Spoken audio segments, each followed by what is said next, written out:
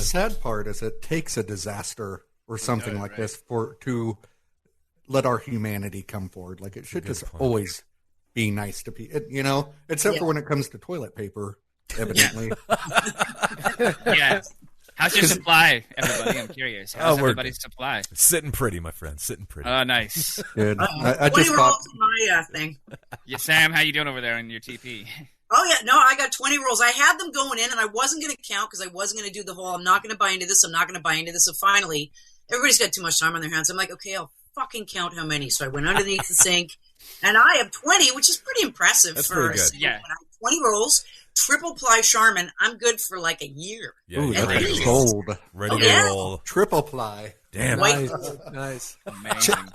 Chad, you want to set it up the beginning? Yeah. No, I mean, ladies and gentlemen, I mean, we just kind of like got right into this, but, I feel like this person just needs no introduction, but I'm going to introduce her because she's one of the most special people to me in the world. Samantha Ferris from Supernatural. Yeah. Ladies and gentlemen.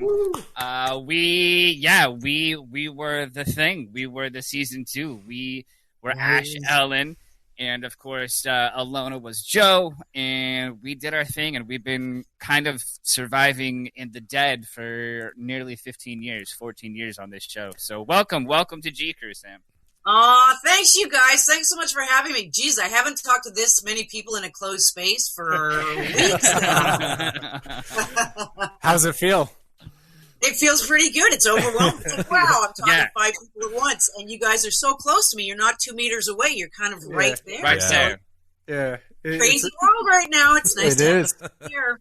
It is. Crazy time. I mean, I know there's going to be a ton of people that are watching right now, huge Supernatural fans. We've been getting tons and tons of questions. Chad, I don't know about some of your questions that you've been getting, but there's been a lot of questions. People want to know. People want to know. They want to know about you two. Well, go ahead. I was just to say, I think a lot of it has to do with, and you're going to have to agree with me or disagree with me on this. We kind of disappeared in this really weird way, and we didn't disappear together. Me and Alona had that great killer death, but you kind of went into the ether, and then I came back for time travel, and I think Alona came back for some time travel. So people have questions because we don't even know where we are, let alone anybody else. You know what I mean? So it's kind of like one of the big unanswered things about what happened to our characters. I mean, and I from what I understand, they're close to like finishing this show up. So I don't know that, spoiler alert, I don't know that we're going to be brought back. So many fans. That's the number one question, though, right, Sam? Like, when are you coming back? When are you coming back? And it's such a blessing because the Supernatural family, there's nothing like it. But as our actor selves, it kind of like, I don't know, like, oh God, wouldn't that be nice? It's this thing. It's a bit of a slap in the face because, I mean, I don't know how much you guys know about Supernatural, but this is their final season, longest running show ever. Finally, the boys wrapped it up. Yeah. I think they have more money than God. They don't need to do this anymore. They've all got small kids at home. Everybody understands why they're getting out of this. Yeah. But they have brought, can I swear? Absolutely. Have brought everybody else back, and I'm talking everybody. The fucking piece of shit on the floor came back. Mice, little minuscule characters came back, and yet Chad and I, and we somehow have been skipped over, and it really hurts. I don't know if it hurts you, Chad, but it breaks my fucking heart. Yeah, it's tough. It's tough because, I have a couple of characters that, thank God, people still love, but like, they're, when's Jesse coming back? I'm like, well, okay. When's Dr. Badass coming back? Well, but yeah, like, to say that it doesn't sting is absolutely true because, like, again, like, people forget we're actors and, like, we want to get on set, we want to work, and then especially when a show becomes a phenomenon like that, like, why wouldn't we want to come back and tie that story together? Because as far as they left it, like, our characters never had any closure together. That's what I was just gonna say, and that's what. So I'm a big fan of Supernatural. My wife and I, my wife and I, we watch Supernatural all the time. Okay, so we are big fans, and I will say, like, that was one problem that we have now. In all fairness, this is before I even had met Chad. You know what I mean? And obviously before we've had this conversation. But that was our biggest question, because your characters, they were so well done. And I'm not just trying to like stroke your fucking ego here, pal. Like, but I'm saying these characters that you guys developed, they were so well done that once you did leave, you felt that shit. You know what I mean? Now, I will say, like, the death with, Ellen and Joe. Yeah. Mother of God. You know what? I hear more about that than anything else. So yeah, and you're so glad that you affect people that way. Yeah, it was amazing. But and like your sometimes last, you're like, that line that you had, go back to hell, you little bitch. You know what I mean? I was like, yes, like that was amazing. But and it was so perfect. fun to shoot, and it was so fun to shoot. But yeah, I mean, but like there was no closure, with Ash, the death of Ash. Like, what do we see? Your watch. Yeah, well, you see my watch, and then they brought me back in season 5. And, right, and so then I sort of allude, or say, I believe Sam and Dean say, "Oh, Ellen and Joe," something to that effect, got killed, and I have a little moment of like, "Oh God, wonder what happened to them." But we want to see like that. But we want to see that shit, right? Yeah, exactly. Man. What do we know? Somebody said to me on Twitter not long ago, and I don't think she meant it in a shitty way, but she just kind of said, "You guys had such a great scene. I'd be okay with you guys not coming back." And that was, I know, I'm like, ow. Yeah. But I wonder, could that be part of it? That was such an explosive ending that how would you bring me back? But they did bring me back, and they brought everybody else. Like I said, and the mouse in the fucking corner and the pile of garbage, they brought all that back. They brought everybody back but us. I thought it was going to happen. I really did. Yeah. I kind of thought it would happen at some point, because who wouldn't want to see these characters? I mean, Absolutely. Like, again, we were like kind of the foundation in so many ways. And a lot of people don't know that they were looking to bring us on as regulars back in the day. Yep. Yeah. And the Roadhouse again, this was season 2. I don't think they knew what to do with the Roadhouse, or they didn't. I don't know. It kind of was a lukewarm reception, I feel like, to the Roadhouse. And then it wasn't until years later that people were like, "Yes, the Roadhouse." Thanks, guys. You're a little late. Yeah. It was so memorable, though. I think that's the point we're all trying to make. Yeah. Your characters were so memorable. Like, I remember seeing Badass, Dr. Badass, the freaking mullet dude. Like, it's memorable. And I think that's the problem, is your characters were so embedded intelligently. Like, the way you both brought that to the screen, people remember that shit. And I think that's what frustrates everybody, is why isn't this back? Like, I don't know. But Marcia had a question. She said, if Ash and Ellen was to get together, would Ash still be Dr. Badass? Would Ellen be happy? That's a question. Would he still be? Of course. How could he be? Yeah. He's Dr. Badass. I would say his hair might have grown out a little bit. Yeah, probably. Maybe down to his ass at this point. Right. Yeah. Right. Or he had like 2 braids like coming out the sides like Pippi Longstocking. Yeah. Badass would be doing something different all the time. Maybe he's like a Tekashi 6ix9ine fan now. His hands all colorful and like laid out. I was waiting for that to be worked into a sentence on the G Crew. Oh, we gotta get him on this show. Lula also asks, "I miss Ellen on the show. Did she like the way she left the show? I cried like a baby when Ellen and Joe decided to take one for the team." And then she said, "What are you working on now?" Is what she said. What am I working on now? That's what she said. Yeah. That was 2 things there. So there's, what she misses you, and she cried like a baby. She said. And what am I doing now? Yeah. Okay. Well, thank you. That's very sweet.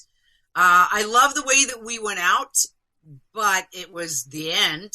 They were really good about how they. I'll say this. They were really good about how they let me and Alona go, because you never want to get that conversation where they tell you, "Hey, by the way," and you're like, "Oh fuck, we're dying."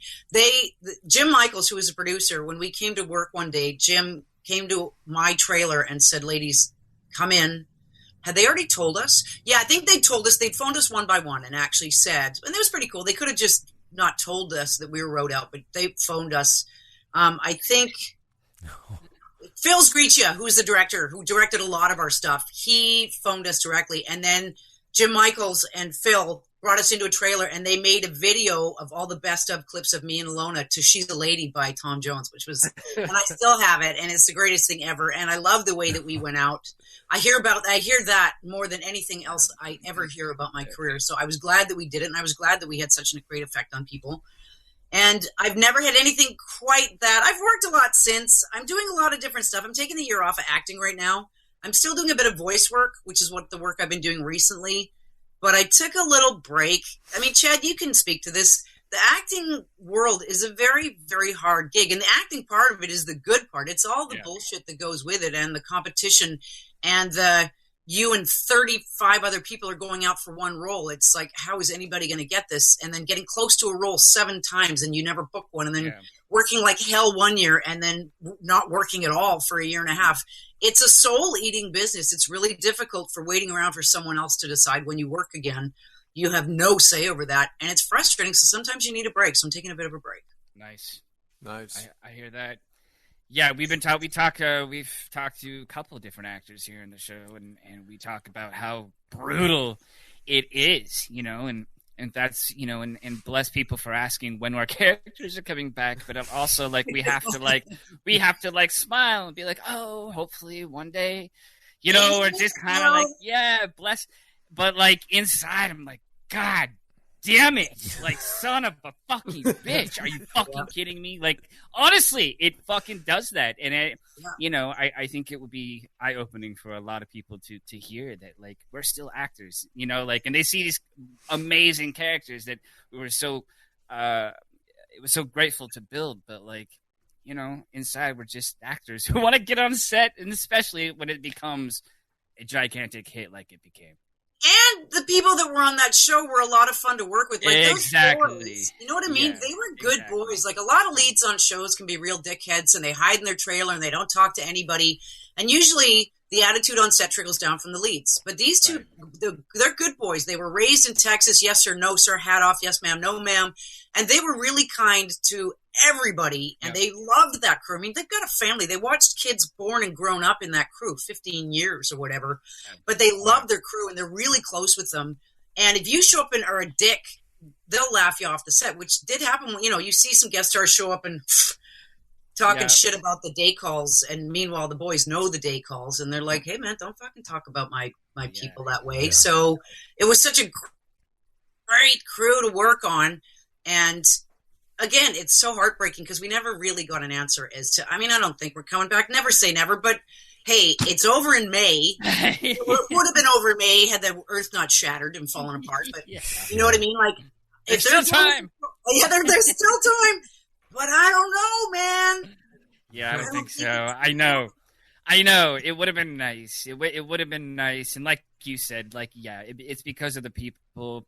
And those two guys, Jared and Jensen, two of the nicest guys in the world. And they just make you feel included, and they make sure that set is just a good vibe set, and everyone's having a good time. Because at that level, you should know, not to say it's not hard work, but you should be having a good time.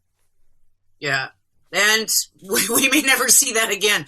You know what I will say? I will say this. Somebody said that Kripke, I'll say this quickly. Somebody said that Kripke didn't know what to do with us. He liked us. But he didn't know where to go with it and what to do with it. And don't forget, all the writers have changed. Every writer that's there now never knew us. Yep. So they've kind of gone, oh yeah, we hear about this Ash and this Ellen and this Joe character, but we don't know what to do with them because we didn't really work with them. So off they go. Kripke's gone. So somewhere we're stuck in the balance. And I still fucking forward the CW. And I'll say to Jim Michaels once in a while, if somebody asks a question, when are you guys coming back? I'll stick it to Jim. And I'll be like, yeah, Jim, I don't know. Hey, CW. It's not working, but I will keep trying. Yeah, I see that on Twitter, and I always appreciate that, Wow.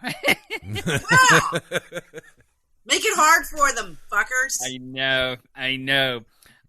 What is one of your favorite memories from shooting? Like, any of those episodes, any of those of that time on our set. What was some of your favorite memories? I don't know that. I know that all my stuff with you was always my favorite, and I'm not blowing smoke up your ass. I'm saying that just because Ash. I mean, anybody that's watched it knows Ash was such a great character, and right from the beginning of the on the pool table, like But you guys don't know this, but I had to tell Chad to stop. At one point in time when the camera was on me, when we were in that bar, I'm like, dude, I just need you to deliver the line because I can't get through it. And not everybody realizes, but Chad would drink everybody's beer when they put it down. I mean, it was just a total improvisation. And I don't know if anybody else caught that, but if Sam put a beer down or Dean put a beer down or whatever, Chad would reach out and grab it. And it killed me. And I couldn't hold it together. So at one point in time, I'm like, Chad, just say the words. Just in this one, can you just say the words? Because I can't get through this. It's So the best. Dr. Badass was my favorite. Thank you. I think I know had about. amazing. What's that? I think I know of about 5 real people that would do that. So that's great. Yeah. Yes. Well, you're in Iowa. That's like small town Canada. We'd have the same thing. But it was just, he was so committed to that character and that hair and the cutoff jean jacket. Yeah. Oh my God. It was just, so that stuff was always fun. I think you know what? Most of the stuff was fun. Very seldom did you have a shitty time. Because like I said, the boys towed the line. And everybody was pretty good. There were a couple of people that were apparently, I mean, I won't dish that much dirt, but there's a couple of people that were a pain in the ass. I never had that problem. So working with Kim Manners, who rest in peace died, he was such a lovely director to work with. There was never any downside to any of that stuff. Now the guys would probably say something different. I mean, they worked 18 hours a day for the first 10 years until they really gave them some other characters to give them a break. Because that's why at one point in time, they were going to can it, right? Jared and Jensen, and God love them, they're losing their life, man. They're working 18 hours a day. They're young families. They were both newly married, and they were losing it. And finally, I think the producers said, well, we'll give you some other characters that'll come in a lot more, like Misha and I guess Mark Shepard and all the other characters that played, to give them some time off so they could have like a Friday and a Monday so they could go home and visit their wives and have a semblance of normal life. Well, and then they travel to conventions like every weekend too. Yeah. Insane. Oh yeah, that's right. Those guys are insanely busy. Like I give them so much credit for like holding that show together, being as kind as they are, and then going out and literally meeting, thousands of fans. And like when they show up, we're usually gone. Like Sam, like if we're doing a convention, but when they show up, it's like pandemonium. People, it is. It's crazy.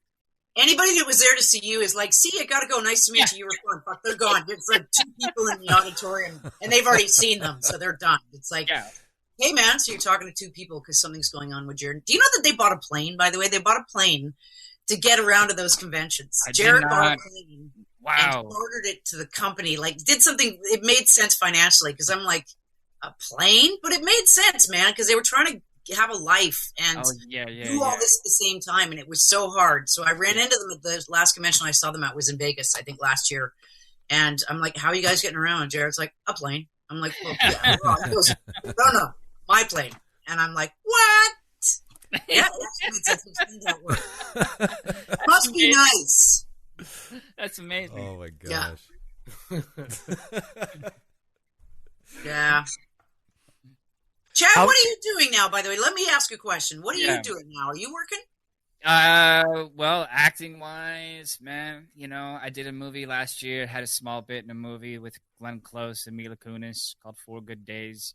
Oh. Cool. Yeah, just a little something.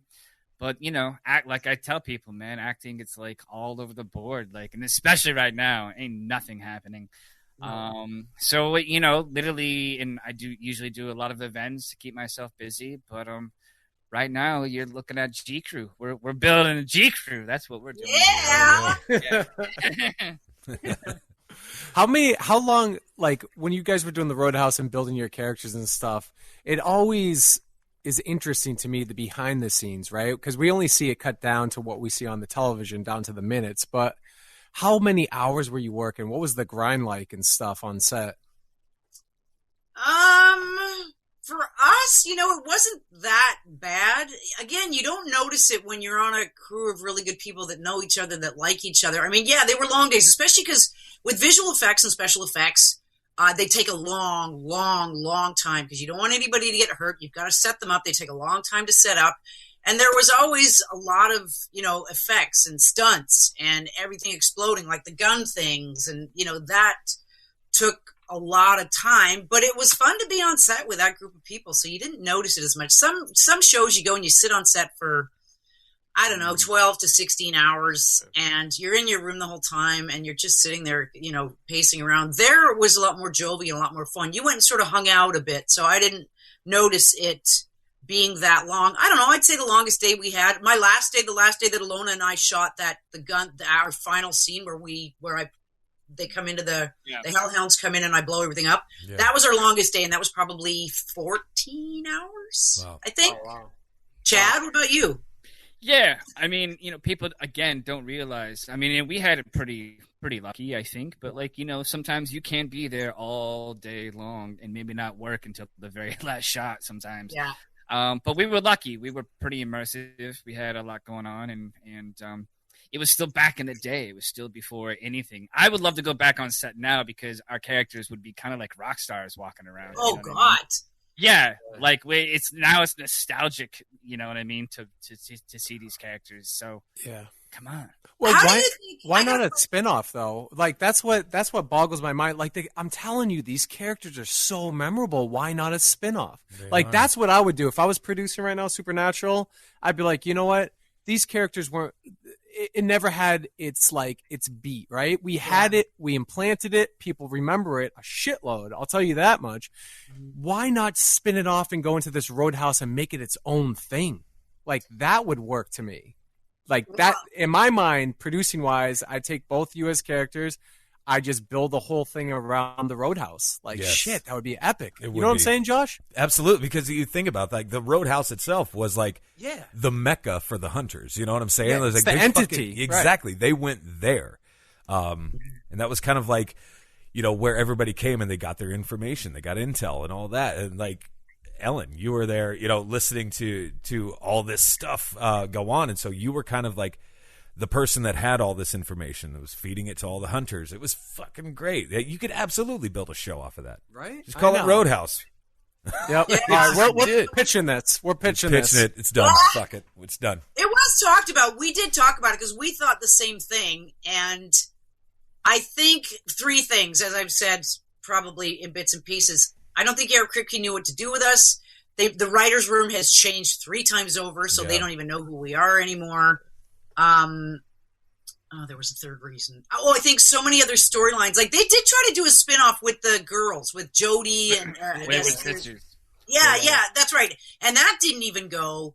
So there have been so many characters. If you looked back at 15 seasons, how many characters, and everybody gets lost in the shuffle now. If this was the end of season 3 or something, then. But in fact, there's been 15 years, and there's been all kinds of characters. I don't even know that the writers even think about us anymore. Yeah, I think that's just it, though.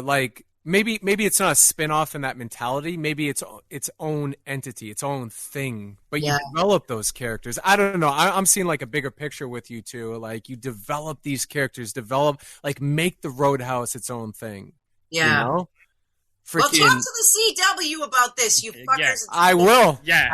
I've been in the CW. I pitched to them before. I think that would be cool. I do, but I think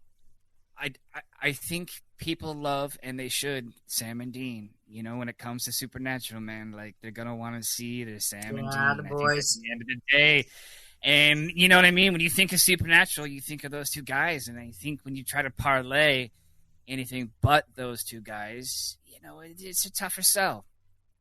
Unless they come in cameos towards the end and they kick in the doors at the fucking Roadhouse, and they're they come in and they save the day with you guys, with all whatever's happening, and they give it their blessing. You know what I mean?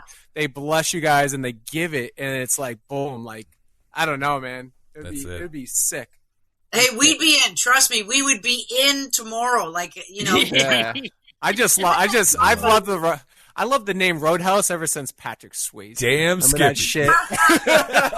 I'm just Roadhouse. Patrick Swayze will freaking bring him back too. Jeez. Oh, great. Fantastic. I love Patrick Swayze. He might have a better chance of coming back than we do at this point. That was horrible. Sorry. I'm going to hell for saying that. Knock on wood.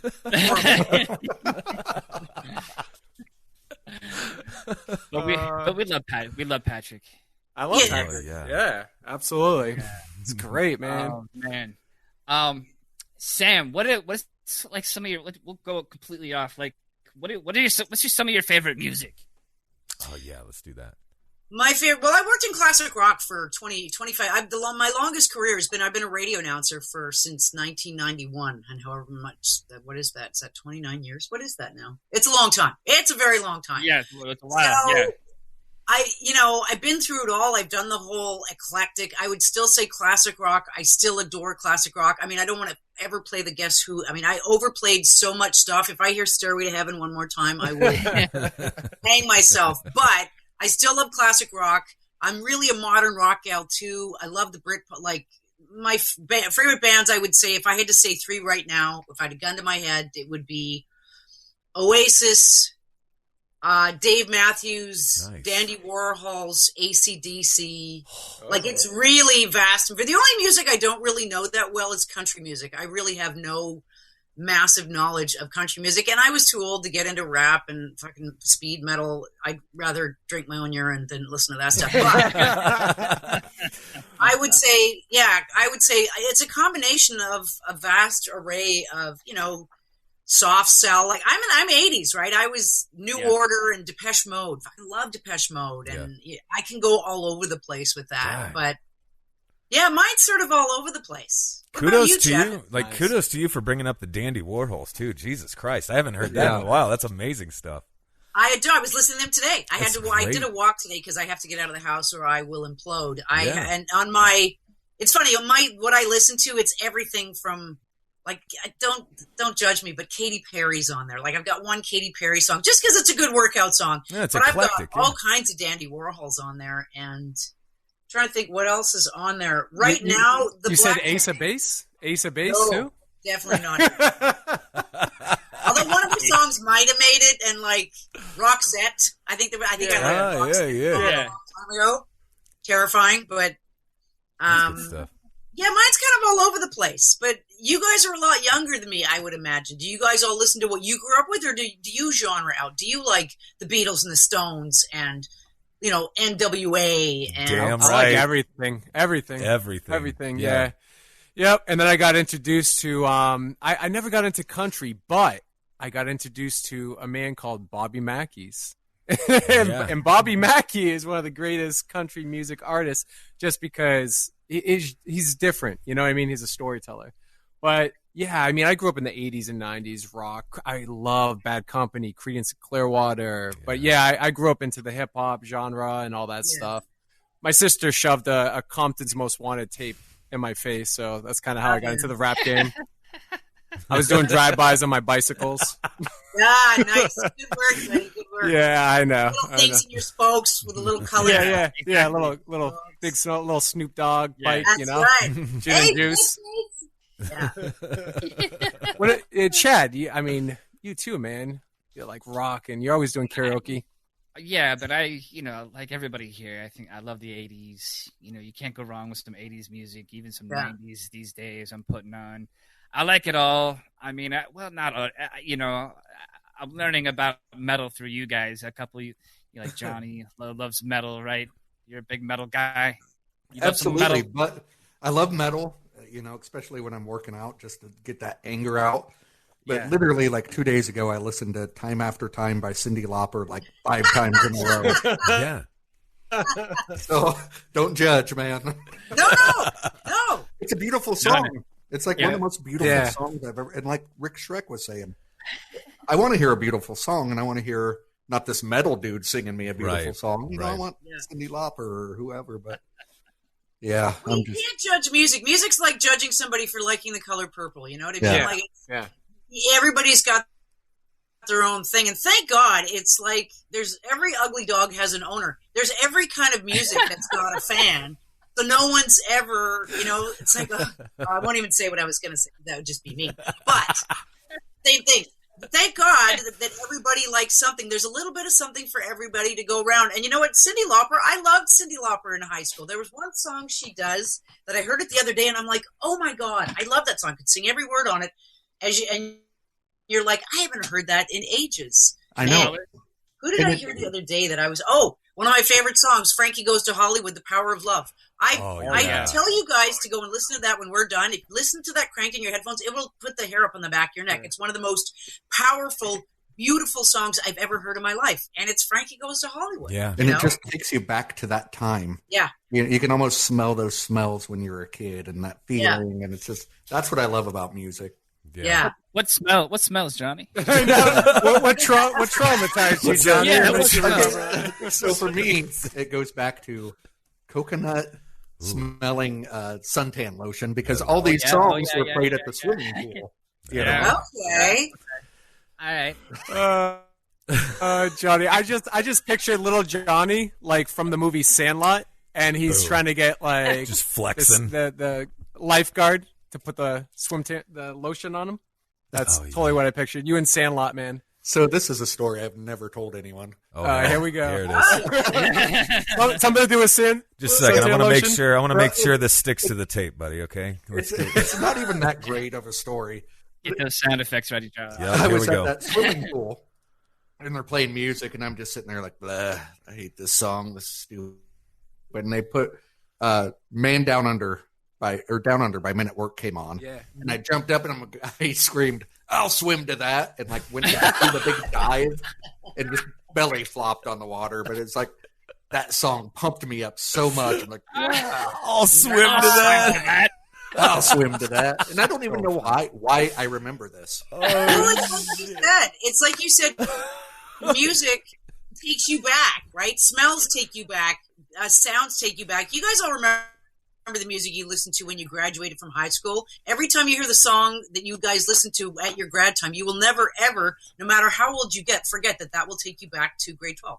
Every time. Ace of Base. Ace of Base. Yeah. Ace of Base. Ace of Base. Yeah. Bow, bow. What was that? Yeah, Johnny, you love that song because it had men in the title, I think, right? It's like all men in the pool. All men in. I'll swim to that. I'll swim to that. And I'm pretty sure my voice probably cracked when I screamed it. Dude, I totally picture you growing up on Ice Cube, though. Like, your shit's Ice Cube, man. For sure. I mean, an Ice Cube. I got the white shirt and the black Dickies. I know. On right now. So nice. 100% Ice Cube, man. Ice Cube was my jam. And then I got into Nirvana. Yes. When they came out. That was me too. But I was so militant about Nirvana. It's like, I listened to Nirvana. I'm not listening to any of this other fake sellout stuff. Yeah. But now I've gone back and listened. It's like, Oasis is amazing. Yeah. All these other bands are so amazing at that time. Chris Cornell, dude. Man, acoustic stuff is unbelievable. Yeah. Have you guys ever watched, this is off topic, but it's about Soundgarden and Chris Cornell. Do you guys watch Westworld? I tried to watch it the other day. I don't like it. I haven't. But you haven't seen it? Okay, you have to have seen it, but they go back in time to the olden days, but they bring some things in. And on the old piano, it's like an old-time ragtime. It's like a total country western. And their Black Hole Sun is playing on the piano. Oh, cool. Oh my God. It was the coolest thing I'd ever seen a TV show do. I was like, oh my God. That's awesome. And I turned to the 20-year-old, of course, who doesn't have any idea who Soundgarden is. I was obsessed with that song when I was young. So obsessed. And the music video. Remember the music video? Do it. Do the face. Oh, it was so incredible. It was so creepy. It was just so bizarre and out there at the time. I don't know. I was so obsessed with that song for some reason. He's hot. Most chicks were obsessed with him just because he was purely hot and smoldery. Like all those guys from that whole grunge era, like Eddie Vedder and the man himself and Chris Cornell, they were all so moody and grungy, and that was part of it. It was fucking fuck the man and kick it out with your big boots and all that kind of stuff. But we swooned over Chris Cornell. Over him. There's a video I found of him doing "Nothing Compares to You." Yeah, just guitar and a cello, and it's just such a great version of it. I'll have to check that out. Panty remover. That right there, gentlemen, if you want to get laid, you throw that on, and then everybody's happy. You guys get a little Soundgarden, she gets a little romantic tune. Clothes will fly off. That's awesome. By the way, I love. Is that a calendar behind you there, Sam? Or I was going to ask this. I was going to ask that too. There? No, over here. No, on the other side. behind on your left shoulder. What is that? Is that There? or Oh, something? that's my mom. No. Nick? Can you guys see that? Oh, there it my is. That's Get your outta mom. here. That she'd already had my brother and I by this time. My parents started Whistler. You guys know the ski resort Whistler, right? Oh, Yeah. yeah. Freaking Well, awesome. my parents built the first hotel up there. They built the ski school up there, and they had something called the Tony Sellers Summer Ski Camp. And my dad needed a brochure, so he said, "Jane, get your bloody bikini on. We're going to go up and take a picture." So that ended up being the brochure. That's your It's mom? And this was It's a amazing. reunion. They did a reunion years later, and she was the poster girl for it. And it says, "Remember when your skis were straight and you had curves?" How cool is that? Wow. Well, you tell your Wow, mom. that's awesome. Nick says she's hot. Oh. Yeah. She's not hot anymore. I bet she is still. That picture is great. Because I bet she is. No. She's a much older version. She looks like she needs a good ironing. She's got the Iron that's an awesome picture, honestly. Oh my god, that's yeah, so great. yeah. We're proud of that. We're pretty proud of that. She's pretty proud of that. She'll tell everybody that one. That's so cool. though. So, what's like growing up? Now we got music out of the way. What's your favorite? Like, did you watch films, movies? What's like your go-to genre? Horror, I funny. think it would have been music. Music would have been my number one, and that's why I got into it later in life and became a radio announcer. I think that was always like I was listening to the Beatles when I was like 9 and 10, and the Stones and all that stuff. I got really into it. I bought we had albums. It was all vinyl back then. And music would have been my one thing. We weren't allowed to watch TV. My parents were kind of militant about that, which is odd because, ironically, I became an actor in film and television. Right. We were only allowed to watch TV on like Saturday mornings. So TV wasn't my thing. I think it would have been getting in trouble, hitting on the boys, and music. Those were the big things that I did when I was younger. Yeah. I think I wasn't really artistically inclined. I just wasn't. Sadly. Yeah. I mean, growing up in the 80s, I didn't have a TV. I don't think we had one until, I don't know, 90s sometime. Yeah. I don't know about you guys, but I think my first film I ever saw, I think my mom brought home, it's when VHS tapes were just coming in. My mom brought home one, and she's like, all right, we're going out, babysitter's watching you. And she's like, here.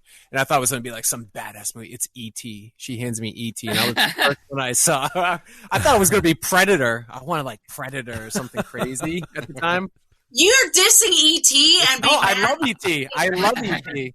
Don't get me wrong. I just was hoping for Predator or Alien, or I remember Nightmare on Elm Street at the time. I was a huge horror fanatic, so I was trying to watch every horror movie. like that.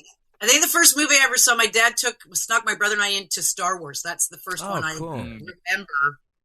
But I mean, what about? Well, you guys, like I said, are younger than me. What was the first movie you guys all saw? Do you remember the first movie you ever went to? Ghostbusters. For me. Oh wow, what a lucky guy! That's cliche. Yeah, it really is, because all the shit behind me, it just kind of stuck, didn't it? Yeah. My parents took me to watch The Exorcist, which scared the living shit out of me. And it like from there on, I remember, Texas Chainsaw Massacre, Poltergeist. So it's obvious what I do right now, why I do it. But Yeah. I mean, that was a little over the top, taking a little kid to The Exorcist, I think. But It'll be fine. Yeah. Yeah. fine, It's shake fine. it off. Chad, what was yours? E.T. I can remember my parents taking me to E.T., but like it blew my mind so much that I cried so hard they literally had to take me out the back door because I was hysterical. Like they literally could. I was bad myself. I could not. Aw, Yeah, poor right, guy. I could not wrap my head around it. I was like, "Fuck, man, E.T. left. Like, god damn, this is." I was working it out, but I also think that was kind of like one of my most formative like movies as a child. Like, and of course, Star Wars, Back to the Future, all those movies, man, are the best. Yeah. Goonies. Oh, Goonies, yeah. I remember being a little kid and walking downstairs. My sister was up late, and I think my first movie that I got a glimpse of was Alien. I think I came in and she was watching Alien, and then Nightmare on Elm Street, and then later it was the whole thing of E.T., obviously, when I got that VHS tape. But it gave me nightmares, I used to get really bad nightmares with Alien and Nightmare on Elm Street. What else was there? Oh man, yeah. And I was like you, Johnny. I remember one summer, my cousin and I, we rented every single Exorcist movie and watched the whole entire, all of them, 1, 2, and whatever was out at the time, 3, I think. Yeah, yep. I think it was like 91 or something. I was like 11 or 12, 92. Crazy. Afterwards, I had convinced myself that my mom was possessed by Satan. And I'm just like, what am I going to do? She's acting fine now, but as soon as everybody leaves, she's going to like turn into Reagan, you know. Oh my God, how terrifying. I know, right? Like she'd pee on the floor, and that's when everything hit the fan. Yeah, literally. Turns out she just drank too much. Mom whizzed on the floor again. I don't know. Some of those films were epic. Poltergeist, like you were saying, Chad. It was just like emotionally you were connected to them, you know? Yeah. There's something about it, especially that era where you would watch something like Texas Chainsaw Massacre. You go out in the woods after as a kid and you're just like, shit. You know, like something about to get crazy out here. Or Children of the Corn. You know, Johnny, you go home, you and Josh go home, and you're in the freaking cornfield. The damn cornfield. Or backyard. Yeah. I remember one time I went to rent Star Wars because, you know, to this day I've seen one Star Wars movie probably. What? Yes. So I went to rent Star Wars, and that was back when the cassette tapes, and somebody put the wrong tape in the Star Wars case. So we pop it in, Faces of Death. Oh my God! Yeah. Wow. And like that started that for me, and I was probably 12. Did you watch the whole thing? Yeah, with mom and dad. Damn. I can't. You know what? I hope that those are gone. I hope that nobody can ever find those again. That kind of shit, even in this day and age when everything is so sensationalized and we're getting numbed by even watching the most disgusting stuff, that stuff should be banned and burned from this earth. People should not be able to access the Faces of Death. That is for sure. Even Mom would always say, well, it's good for you to see how weird people can be. It's like, I'm 11 years old. Like, you can have a chat with your mother. No doubt. Like, it's a miracle I turned out like this on the G Crew and not somewhere else. Oh, my God. I found an outlet for it, I suppose. It's so great. Oh, God. We went, yeah.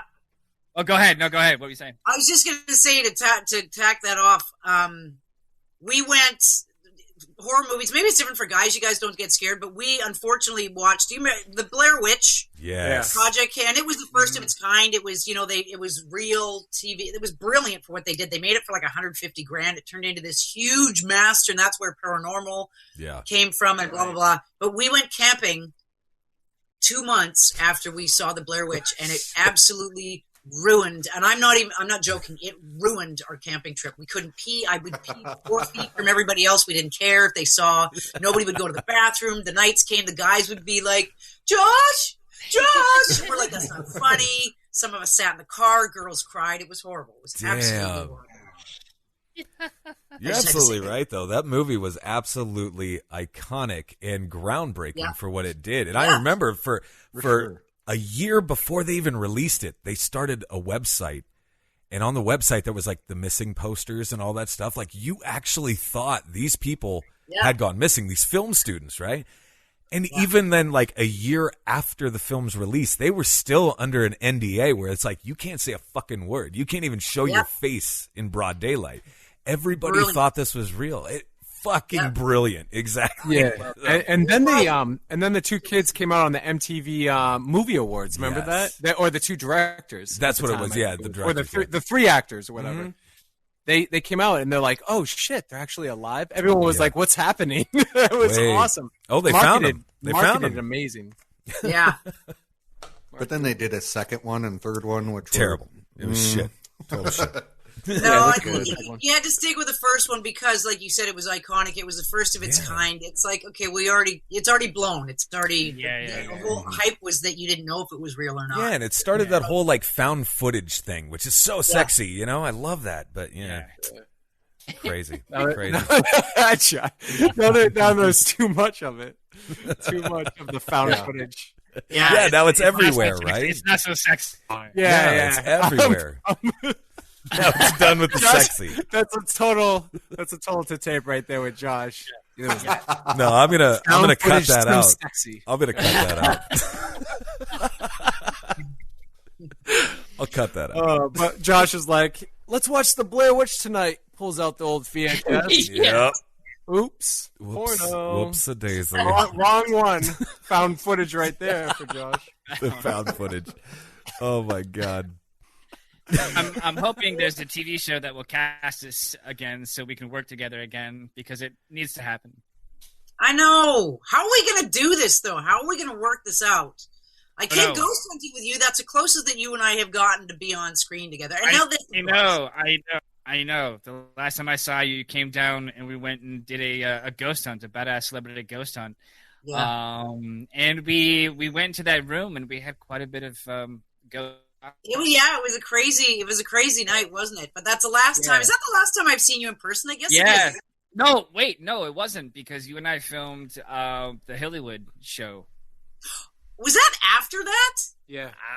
Yes, it was, wasn't it, Nick? Yeah, it was. You two were talking about it when we were filming. That's right. Celebrity Badass, and then you guys went off to do that afterwards. Because I was saying, I was like, Sam, you got to do this. And you were like, yeah. That's right. That was so strange. Yeah, that was cool. They did a Ghostbusters reenactment, which was awesome. So people should definitely go check that out. It's on YouTube. I watched it. It was fun. Yeah, it was awesome. Like they had this huge, amazing following. Like the first one, didn't it get like 30 million views or something like that? Something like they are super talented. Those two ladies, but they're intense, man. Yeah, they had us back, and they found a way to like have us back. Yeah, they did, and they were like, "Hey, everybody, be quiet!" Like they were totally in charge. They had all the actors completely under control. Button it up, you guys. Shut up and sit down. You guys over here right now. It was intense. And these two tiny little girls. They were fabulous. They they found a way to bring you and I back together when Supernatural would not. So, I'm always grateful for them for doing that. Yeah. Have you done any conventions lately? Any other than Well, especially not right now, but I'm supposed to do a couple of shows here at the end of the year, but I don't know. Well, I think whatever. Who knows what's going to happen? I think it'll bounce back. I think by the end of the summer, everything will be back on, and I think we're like because there's such a huge film industry in Vancouver. Right? Like we are a mecca of film. That's our second largest industry, and it's the second largest film producer, I think, next to LA. Like it's big. Yeah. And we actually, I think, are going to bounce out of this a lot quicker, unfortunately, than the US. So you know what you got to do is get your ass on a plane and get up here because there's so many shows that just stopped right in the middle. Like literally, they were in the middle of a shot. A friend of mine that was on Nancy Drew, they were in the middle of a shot, literally like rolling, hold the roll. Producer walks into the room and says, "Hey guys, turn off the lights, turn off the camera. You're all going home." They didn't even finish the season, but there's a lot of shows that they have to come and finish. They have to finish Supernatural for fuck's sake. They can't leave it. They're going to make the ending is going to be not that epic without us, but it's still going to be an amazing ending. It's going to be huge. Yeah, it will. So they got to figure all that stuff out. But you got to come up to Vancouver, buddy, because we're going to be working before anybody in the States is going to be working because Vancouver's going to slide out of this pretty quick. We'll bring G Crew up there. G Crew on location. On location. Absolutely. Yeah, on location in Vancouver.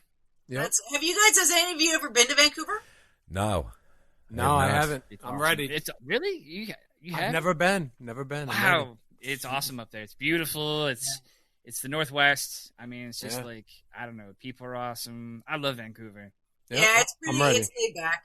Yeah. It's a lot of trees. It's a lot. I mean, it rains a bit in Vancouver, but we're surrounded by mountains. We're the ocean. Like you can ski, swim, and boat all within an hour of each other in the summertime. Like Vancouver's, as long as you can get over the rain in the winter, it's a pretty nice town. That's a lot of people like to come up and shoot here. So awesome. Yeah, I mean, so I guess we're all just on hold until the film industry starts back up, music industry, everything just starts back up again.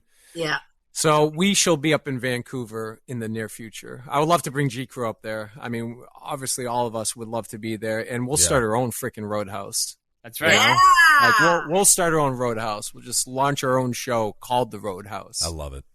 Yeah, G Crew's just in there drinking, doing, talking to people, and then Dr. Badass, and you come in and just killing people. Dude, that would be the best, too, because you could, set it up just the exact same.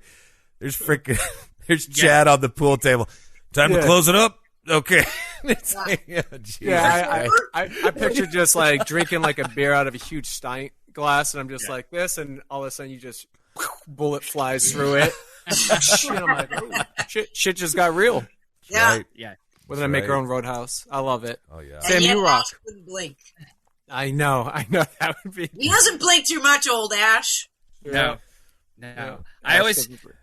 I was hoping they were going to bring us back because I always envisioned I wanted to bring like Ash back like super ripped. That would be incredible. Just like ridiculously ripped. Yes. Like what fucking happened to Ash? It's like, yeah. Can I be your trainer, Chad? yeah, sure. Every day we can work out. Yeah. Nick's like, I want to mold Speaking you. of, remember that one time that I took you to Venice Beach just for shits and giggles? Yeah. Because I was like, let's go to Venice Beach. Never been to We're Venice shooting Beach. ghost talkers. We're about to go shoot. Yeah, we had to pay $20 to go into the little gym area on Venice Beach. Remember that shit? Yeah. Just to work out. Yeah, you got to pay in order to go in the little workout section. You know where you see all the ripped guys. So people can look at you while you work out. Yeah. Yeah, Chad and I were lifting 20 pounds on each side. We're like, you like this, guys? All day, baby. All day. Sam, where can people find you? Where can people find you, like online and stuff? Twitter. I don't even know what is my Twitter handle. I'm getting stalked by some jackass on Instagram. Hey, some little douchey dude is like, and he won't let it go. Like I'm trying to complain that this is where the world is at. Everybody's just checked out of business because no one's at work. Everybody's sick. No one. And I'm like, hey, Instagram, can you get this guy off my tail? He's all over me. And they're not doing anything, and he'll create a new name, and then he'll pop up. Like, I've taken it down to I'll only let people join now. It used to be open. Now I'm like, no. Because he'll come on and say, my name is Dominic. I am a big fan. Like me back. I know what you like. It gets threatening, and he's weird. He says he's autistic. I don't know if he is or not, but every single thing I would say, he kept leaving these things. So I had to kind of keep removing them. And now I'm on private mode, and I have to let people in to follow me, which I hate. But he's finding a way. He'll like change his name to something else, and I'll let him in, and then he'll come up and say the same thing. I am Dominic. I am 17 years old. You have to follow me. You don't like autistic people. You are a mean person. Blah, blah, blah. And I'm like, oh my God, gosh. dude. Okay, so does he like send you messages, like 10 messages in a row, and they're all like a run-on sentence that makes no sense? No, well, kind of. He'll just, anytime I pop up and do anything, he'll send this big sentence. And even my fans have gone, hey, buddy, you need to back off. She's seen you, every time he gets a chance, he keeps typing it over and over and over again. And then I go to delete him, and then he starts another name. And then, like, it's insane. But you can find me on Instagram. You just gotta ask. Don't stalk me, though. Don't be an asshole. Oh, that's funny. You can find me. I think it's Samantha J. Ferris, and just ask to follow. That's such an arrogant thing to say, and I will let you in as long as you're not. I'm finally figuring out which ones are his. Yeah, I can tell. Yeah. Well, G Crew asked you today. Just saying. And You we're not did? yeah, it's not the stalker. It's just G Crew. I think I said yes. Yeah. But Johnny, I guess the question I have is, Johnny, why did you ask? That's do you what have I the wanna same know. Stalker? I know. So- What's going on, Johnny? Is it you? I had this dude that like sent me I don't know how many messages, and his name was Dominic, and he talked about being autistic, Oh, it is. Yeah. really? Wow. and it was like just like message, Yes. like on, and I couldn't That's even make the sense guy. of what he was saying, and I'd just like not even answer, and he's like, "Why aren't you answering me?" Yes. It has to be Wow. the same dude. It has to. And you hate autistic people, and you are not a nice person. Yes. I know about you. Then he started threatening me, and I'm like, you don't know anything about me. I think he really is a 17-year-old kid. I think he's in Germany. He's obviously got hands on his computer, and he's not giving up. His name on his new name is Not Giving Up. I will never leave. Never leave you. Not giving up. 1001. And I'm like, oh my God, Instagram, get this freak off my ass. Like, It has to be it has to be the same guy. a different country. I remember. I don't remember which country, but I'll screenshot it if I still have it and send it to you. And we'll find out if it's the same I dude. think it's that guy. Anyway, so you can find me on Instagram. You can find me on Twitter. The one thing I did do acting recently is I just did Hallmark shoots all of their stuff up here. They shoot like 72 movies up here. Wow. And they're cute and they're wholesome and people watch Hallmark is a Hallmark thing. Yeah. And I just finished. We do a series called Gourmet Detective. And I think we've just done the 5th installment, and I play large and in charge, the role I always play. You know, I'm always tough, suited up, straight hair, tough chick. Yeah. That's why Supernatural was so fun, because I got to be tough with a beer-drinking, bar-owning broad with a gun. But most of the roles I play are head of the FBI, head of the CIA, because I have the voice and I have the gravitas to hold it. So I just did that, and I saw it on TV the other day. You know what? I can't watch my own stuff. I'll never watch my own stuff again. I don't know if you do this, Chad, but you see yourself on TV, and I just go, "Oh my God, is that what I look like? Is that what I sound like?" I'm looking at these marionette lines. I'm 1,000 pounds, and it's just you beat the crap out of yourself. Yeah. Looking at your own stuff, so I'm like, no, I can't watch my own stuff. It's tough to do. It is. And I'm always curious to see how it's done, and then I usually let it go after that, and then I'll watch it with friends or family if it's a movie, or I'll see things through the audience eyes. But typically, it's really tough to watch yourself. Oh God, it's like people that are like, I can't listen to my voice on the answering machine. It's like that, but 10 times worse. Well, we love you. Exactly. We love you both. Thank you, Sam. Yeah, we love you both. So we're bringing back the Roadhouse. Damn yeah. Right. I don't care what anyone says. I'm on a mission now. Damn I'm going right. to wake up tomorrow, have it sold. Yes. All right, guys. You both rock. Sam, it's always a pleasure talking with you. Freaking keeping it real. Thank you so much, Sam. Yeah, so thank genuine. you, Sam. Yeah. Thanks, you guys, for having me. Have me anytime. I love this stuff, of course. Lovely to see you, Chad. You know how much I love you. We have the Mutual Admiration Club. We adore each other, and it's always so lovely to see your face. I'd love to see it in person, but you know what? On a screen, not so bad. It'll happen eventually. We'll make it happen. And thank you for making time. And I know there are so many Supernatural fans that are going to love watching this together. So I love you, Sam. Always. I love you, too. Love you guys. Thanks for having me. Thank you. Take care. You. Bye. Bye, Sam. Oh, I love seeing you two come together like that. It's always amazing. And we have to get the Roadhouse off the ground. Wouldn't that be so cool? Very important right now to make that our mission. That'd be so amazing. I agree. Yeah. I think I'm just saying amazing. I think it would be so amazing because I'm selfish as hell and I want to see it. You yes. know what I mean? Me too. I just picture mad bar fights, craziness, entities coming in, supernatural elements thrown in there. Yeah. Dr. Badass just, I don't know, Dr. riding Badass that pool sitting table there, like a freaking bull. Drinking beer like it's his job and talking about string theory. You know what I mean? That's the best part about that character. So Yeah. Chad, I love it. Dr. Badass, I see his favorite band being Leonard Skinner. Yes. Is that his band of choice? Who would it be? He loves all kinds of classic rock, but Leonard Skinner's definitely. Dude, I'm telling you. And he loves hot yoga. Amazing. He's a big fan of hot yoga. Oh God. Oh, it's incredible. I like both bands, Leonard and Skinner. Yeah. Epic, absolutely incredible. She's just an amazing person. You know what I mean? She's great. She's Yeah. full of Awesome. energy. It's good. It's good stuff. Good night, G Crew. Good night, G Crew. Oh, good night, G Crew. Good night. Also into Supernatural. that. You're listening to G Crew, little business up front, party in the back.